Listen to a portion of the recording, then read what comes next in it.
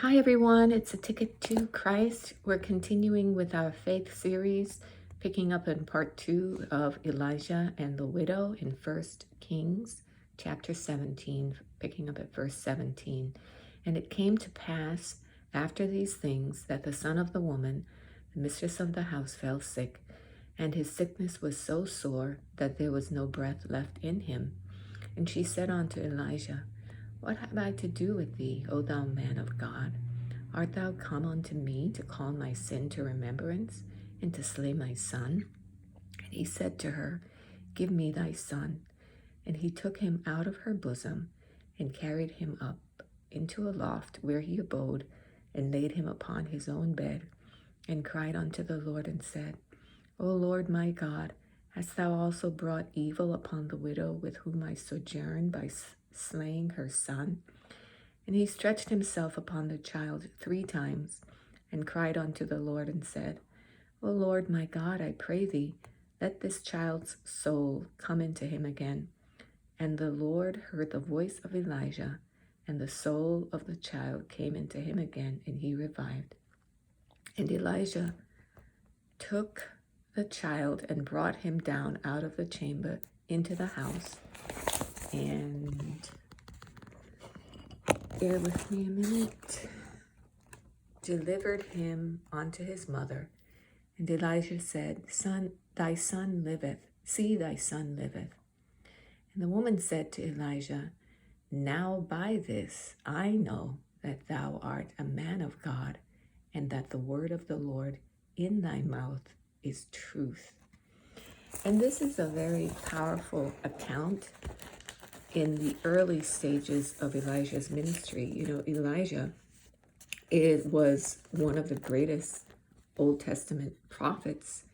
Elijah had an incredibly powerful ministry, such that his words did not fall to the ground. He called down fire from heaven.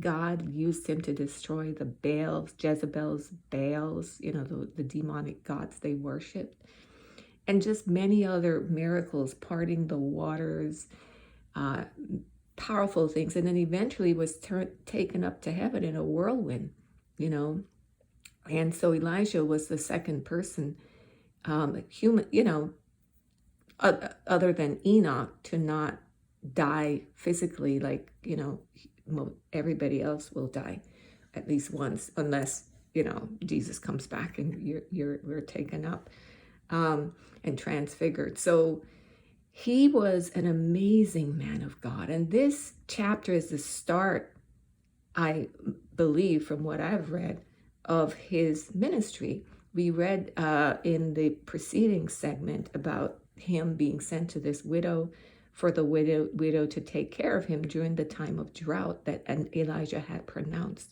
on the region. So here he was laying low in the house of this woman, and this woman had faith in God. She was not in the land of Israel, but she was in Zarephath. And interestingly enough, while Elijah was staying there, life caved in on this woman. Life took a turn for the worse. And we see that she was in deep distress and wondered what was it that she did that brought this onto her. And what did Elijah say when she said, what is it that in verse 18, what did I do to you? Did you, come here to bring judgment on me and to kill my son? So she's now questioning why she was even chosen to be the person to take care of Elijah. And she's questioning whether it was really ultimately to bring her onto the judgment of God because of her own personal sins, and to kill her son. And she was in an awful position already, being a widow. So a very vulnerable woman, but a woman who had faith. She had so much faith that God sent his special prophet to lay low at her house, to be provided for there. And this shows that God doesn't go by what society goes by. People will look at others based on how they look or what they've achieved, or their status in society. That's not what God looks at. God couldn't care less about your status in society or how valued you are to this group or that group. God looks at your faith in him, your walk with him, and your belief in him. And so he sent his man, Elijah, a man of faith, to stay at this woman who, by all appearances, was not important. But here life caved in on her, and she started questioning whether she had done something bad to bring it on. And Elijah said to her one thing, "Give me thy son." And he took him out of her bosom and carried him up, took him away from that bitterness that came out of the woman and that faithfulness, and took him alone with the Lord and cried out to God. And Elijah, is this from you, God? Did this happen? Did you bring evil on this woman? Elijah, from that questioning I'm getting, didn't have the answers as to why this had happened to her. But he had tremendous faith in God and cried out, and God heard and healed the woman.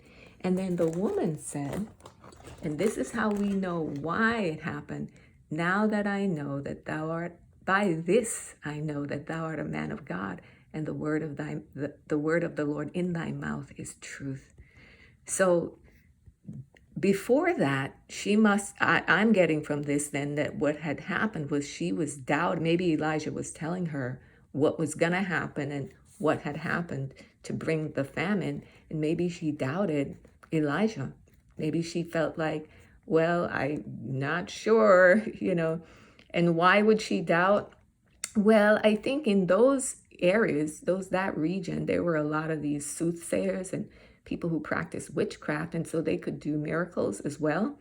So doing a miracle or saying you're representing God might not have been, maybe many people said that, but they weren't following the true God, the only God. But Elijah showed himself by what God used him to do in her house, to be a man of God, and that his words were really from God, and they were words of truth.